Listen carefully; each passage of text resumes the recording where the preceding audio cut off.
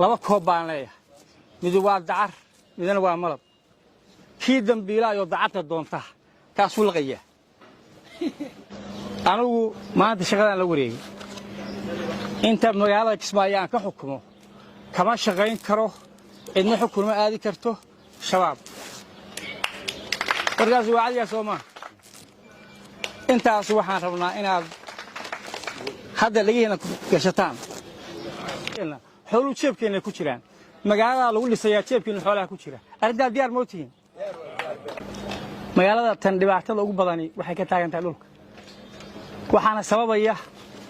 waxay ahayd magaaladii Soomaaliya 30 sano dagaalkii sokeeye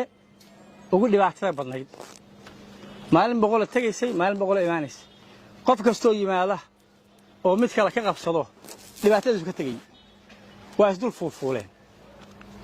9 jeer baan u maleynayaa dhabahay la saaray hadda maamul baa dhisan oo sharci baa dhisan qofku kale waa ku fakirin in cid tagaysaa jirto oo mid meelaha taagtaagan imaanayo sharci iyo nidaam baa lagu imaanaya qofkii imaanaya saan uu ku yimid oo kale haddaan bari tagay waxaan ku tagayaa warqadii lagu magacaabay arrintaasuna xisaabta dhulka saas weeye waxaan ka fakaraynaa anagoo la tashanayna hay'adaha ay khusayso wasaaradda arrimaha gudaha wasaaradda hawlaha guud dhammaan cid kasta oo aqal u saaxiiba madaxweynaha dawladda Jubbaland inaanu keenno hal waara oo dhulka laga gaaro arrintaasuna saasay noo noqonaysaa halkaas waa idla waagi doona haddii alla idin meelahaas waxa lagu qorqoraa waxa weeye min balaayayo imtixaan oo askari soo ahaayo meel kale joogayo waxa soo aska badan yihiin anu horta wasiga sharaxaya marka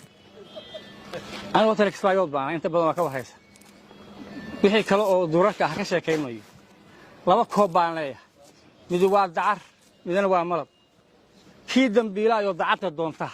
kaasuu laqaya yaa ninkii Soomaaliya